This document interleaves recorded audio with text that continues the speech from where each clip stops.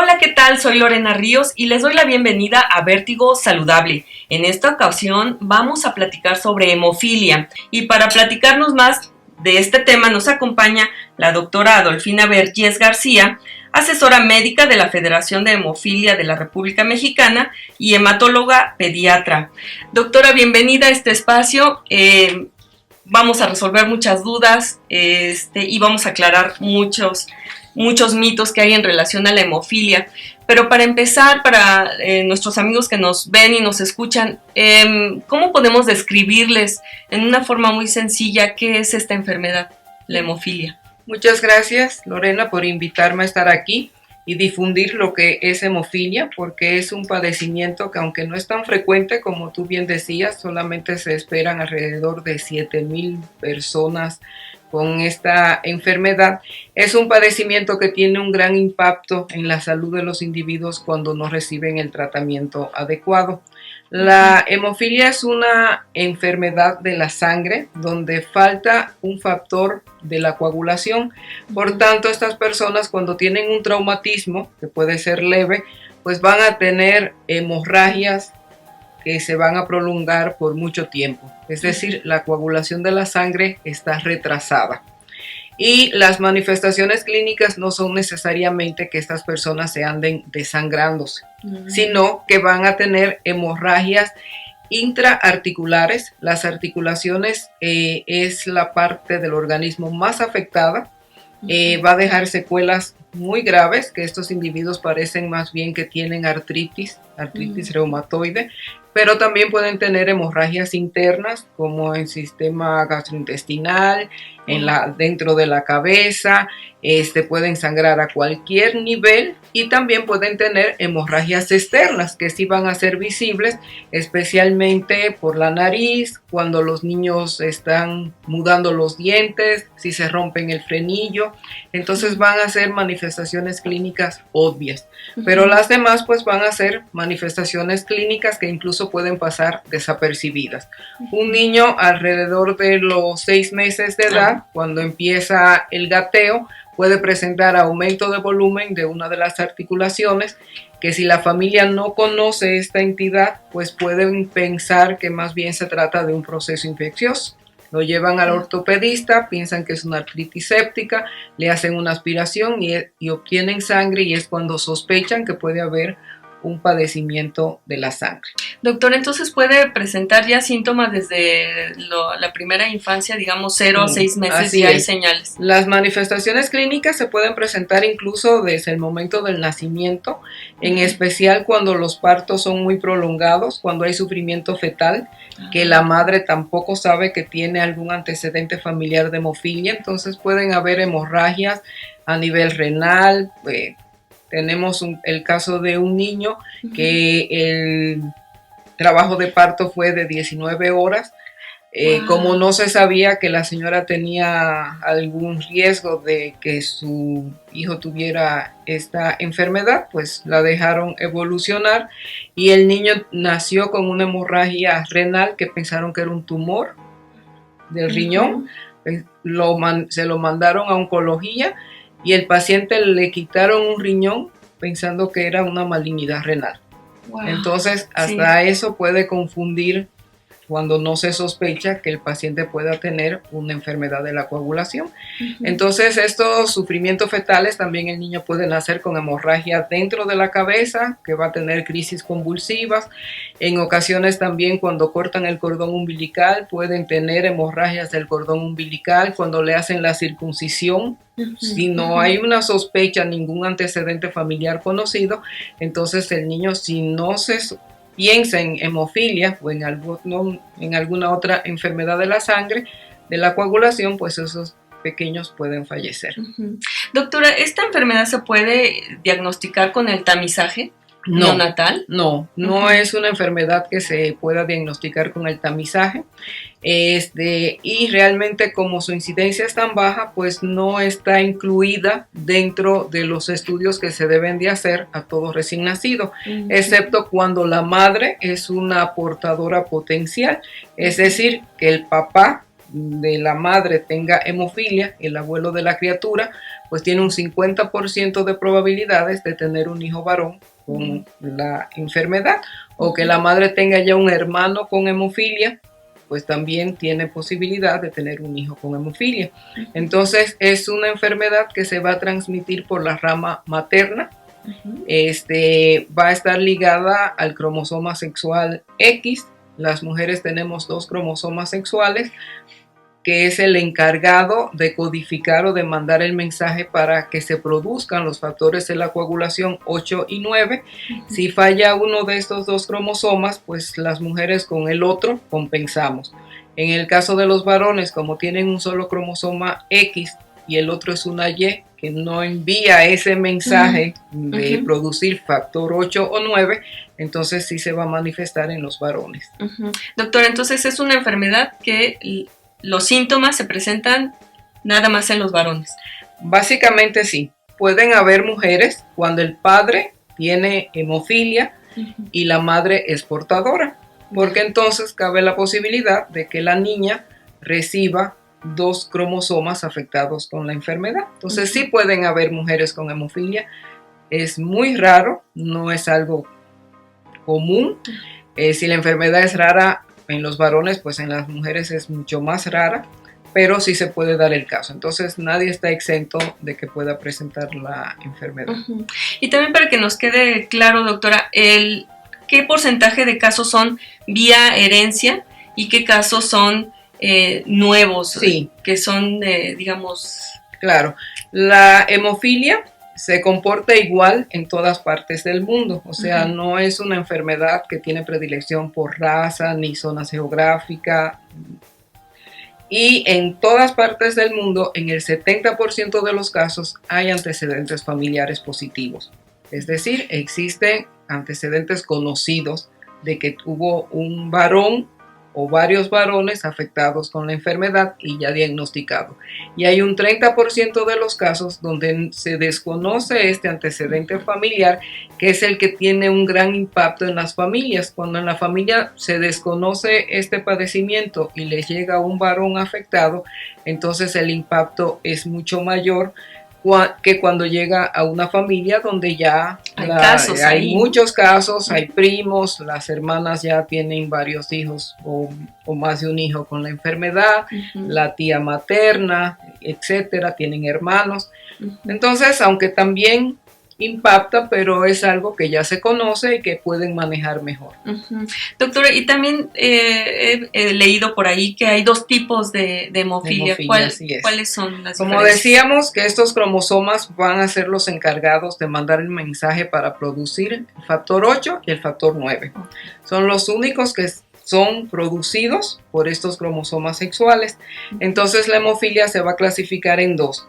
Cuando es deficiencia del factor 8 es la hemofilia A, que es mucho más frecuente que la B, el 80% de los casos es hemofilia A, y cuando es falta del factor 9 de la coagulación es la hemofilia B. Ambas se podría decir que se comportan clínicamente muy similares. Ambas se van a clasificar de acuerdo a la actividad del factor que tenemos circulando en sangre.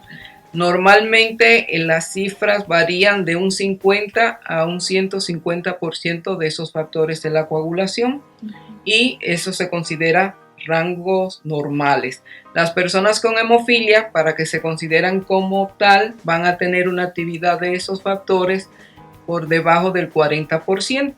Claro, en la forma grave va a tener una deficiencia por debajo del 1%, o sea, prácticamente no tienen nada, y aún así son individuos que uno lo ve y son personas normales, quizás con más moretones que otras personas, pero no le vamos a tener ningún rasgo distintivo que diga este es una persona con hemofilia, a menos que no haya, que sea una persona adulta, que el tratamiento no haya sido adecuado. Entonces vamos a ver que tienen las llamadas artropatías, que son las secuelas de las hemorragias en las articulaciones a largo plazo.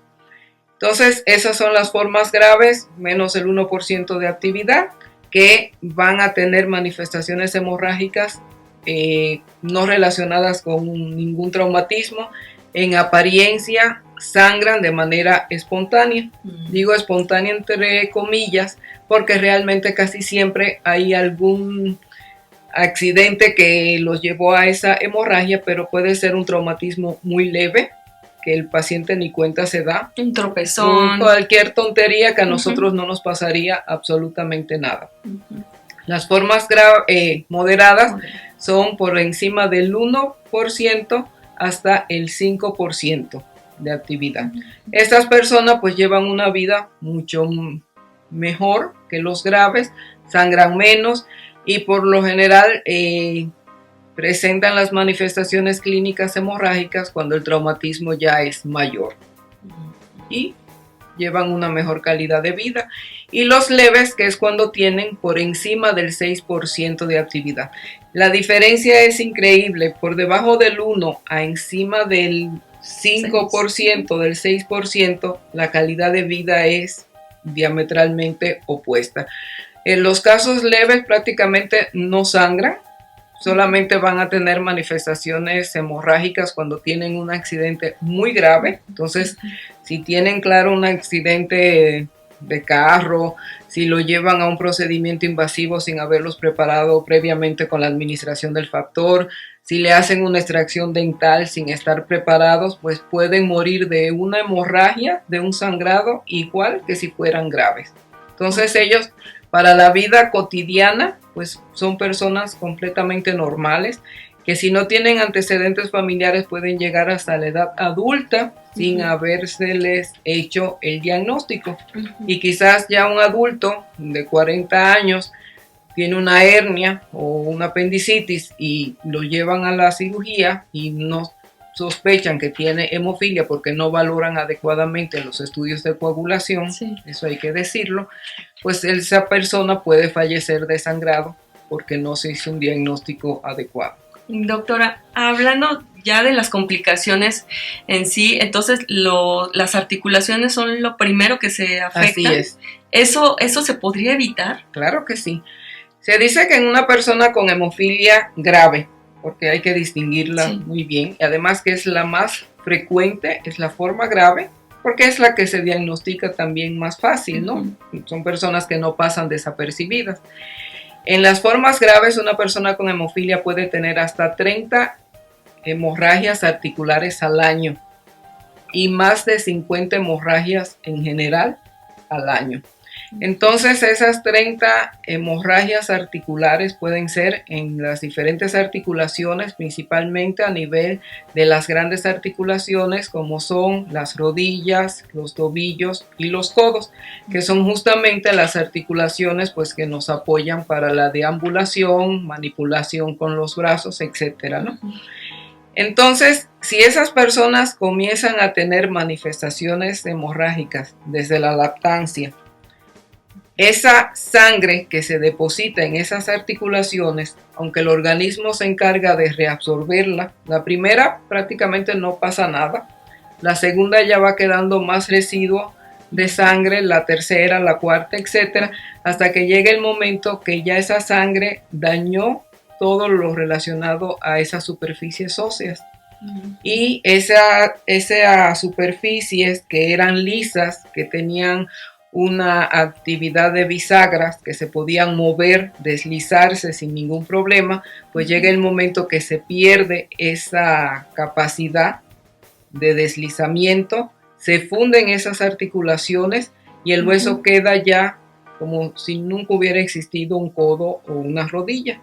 Se daña y se fusionan y pierden la función de la bisagra. Eso conlleva a que esa articulación, pues todo va a repercutir en la extremidad. O sea, si se me dañó la rodilla, no voy a poder movilizar la pierna derecha o la izquierda. Al no poder movilizar las extremidades, pues se van anquilosando, se pierde la masa muscular, la extremidad superior o inferior, pues se va a ir poniendo mucho más delgada que la que no ha sangrado. Y ponemos de ejemplo, por ejemplo, cuando a un individuo le ponen un yeso y dura un mes o mes y medio con el yeso, cuando le retiran ese yeso, pues esa extremidad está mucho más delgada que la contraria. Lo mismo va pasando y mientras se pierden músculos, exactamente, pues el músculo, como no lo pueden movilizar adecuadamente, pues va a ser una extremidad anquilosada que con el paso del tiempo pues va a perder completamente todas las funciones. Y con esto pues hay niños, yo soy pediatra y siempre me referiré a los niños que tienen dañadas ambas rodillas, entonces no pueden deambular porque las rodillas van a quedar y los codos flexionados, entonces no lo pueden extender, quedan en esa posición flexionada y esto conlleva a que no puedan deambular o no puedan extender los brazos. Entonces pueden quedar desde silla de ruedas hasta quedar inmóviles en una cama si no tienen para comprar la silla de ruedas. Doctora, entonces, regresando a lo de profilaxis, un tratamiento preventivo es posible y con ello se podría prevenir que estos niños terminen con sus articulaciones dañadas. Claro, la hemofilia, al igual que las demás enfermedades y padecimientos, pues también entra dentro de lo que es el tratamiento preventivo, evitar que se llegue a ese daño de las articulaciones. Entonces, es lo básico. Yo comparo en la época en que se hacía tanto énfasis en la vacuna contra el polio para que los individuos no quedaran justamente lesionados, además de que podían perder la vida por la enfermedad del polio, quedaban con déficit osteomuscular, ¿no? Entonces lo mismo pasa con hemofilia, se puede prevenir ese daño. Y la prevención es con la administración del tratamiento. ¿El tratamiento cuál es? Pues si nos falta factor 8 o factor 9, pues es la administración de esos factores por vía intravenosa. O sea, es la vía de administración. Antiguamente, pues aunque ya existían esos factores de coagulación, se daban hasta que el individuo sangraba. Entonces se les ponía para que ya no siguieran sangrando. Pero como decíamos en un inicio, una vez que la sangre sale de los vasos sanguíneos y se pone en contacto con la articulación, ya hay un daño. O sea, la sangre en contacto con el hueso, con la superficie, produce un daño que va a ser irreversible. Entonces, desde finales de los años 50, una doctora sueca, la doctora Nilsson, se dio cuenta que las personas con hemofilia moderados o leves tenían menos daño en las articulaciones que los graves. Y pensó, pues, ¿por qué no tratar de que estas personas graves, pues, sean menos graves? Y ella desde entonces, sin existir todas las ventajas que tenemos hoy en día para un tratamiento adecuado, con pequeño volumen, tenerlo en casa, ella lo hizo con plasma. Difícil, en ese entonces el fraccionamiento y todo lo que se conoce hoy de medicina transfusional no existía. Y ella comenzó a finales de los 50, en 1958, a llevar a esas personas con hemofilia grave a ser moderados. Eso fue en Suecia, de los países que tiene mayor conocimiento, mayor experiencia en este manejo. Y después, pues prácticamente todo el mundo fue adoptando esas medidas. El problema es que ya hicieron concentrados comerciales, derivado plasmático y demás, pero vino el debacle del VIH-Sida, que esas personas que habían recibido derivados de la sangre, de plasma humano, se contagiaron con VIH-Sida, y entonces se cayó el tratamiento hasta que la industria comenzó a fabricar primeramente concentrados comerciales sometidos a procedimientos de inactivación viral que protegen contra VIH, SIDA y hepatitis C y B, pero luego dieron un paso más alto donde ya no solamente no son derivados plasmáticos, se obtienen en base a ingeniería genética, donde se evita al 100% infecciones con virus de origen humano conocidos y no conocidos, porque los derivados plasmáticos sometidos a procesos de inactivación viral pues nos protegen de los virus conocidos, VIH, hepatitis C, hepatitis B. Sin embargo, los recombinantes, pues es la única garantía que tenemos de que no se van a infectar con ningún virus humano. Entonces, eso ha sido un gran salto, ha sido algo realmente que ha llegado a que estas personas con ya un problema de salud, evitar que se les sume otro problema más, como sucedió lamentablemente con el VIH-Sida. O sea, una infección adicional que vino a empeorar pues la calidad de vida, la sobrevida y etcétera, ¿no? Doctora, entonces con estas terapias recombinantes, los pacientes con hemofilia tienen pues un horizonte totalmente diferente. Nuevo. De ser una enfermedad discapacitante, ha pasado a ser una enfermedad crónica porque no se cura, pero donde las personas van a llevar una calidad de vida similar a las que no tienen hemofilia. La profilaxis, como decíamos, es la administración del factor antes de que se presenten los eventos hemorrágicos. Se deben de administrar días de la semana. Hay diferentes esquemas, puede ser una vez a la semana, 2 o 3 veces a la semana, de acuerdo a las manifestaciones clínicas, o sea, habrá individuos que con una vez a la semana puede ser suficiente y otros que quizás necesitan 3 veces a la semana. Tiene que ser un tratamiento continuo, idealmente se debe de aplicar antes de las 11 de la mañana, o sea, el mismo día de la semana, o sea, no es asunto de que yo me lo pongo una vez a la semana y hoy me lo puse el lunes y mañana miércoles. La recomendación es que sea el mismo día, una secuencia continua, prolongada por largo plazo e idealmente para toda la vida. O sea, no es asunto de que si es niño le damos profilaxis y ya en los adultos ya no la requieren. Es un tratamiento que debe de ser continuo y también un ejemplo gráfico es como el diabético. Vamos a darle insulina sin que tenga un coma diabético, sin que tenga hiperglicemia. Vamos a evitar justamente este evento aplicándolo de manera regular y continua.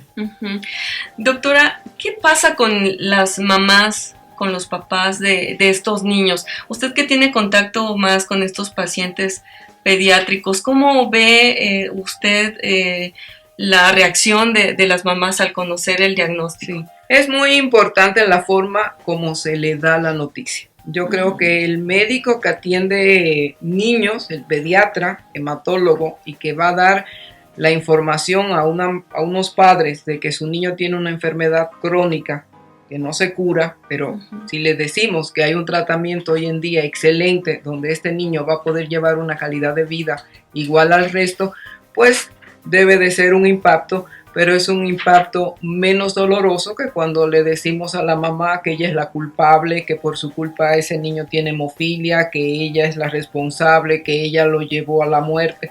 Entonces yo creo que la forma como se le da la información para cualquier padecimiento, puede ser incluso con leucemia, depende si le decimos al papá su niño se va a morir y no tiene remedio, cuando eso no es cierto. Pues lo mismo pasa con hemofilia.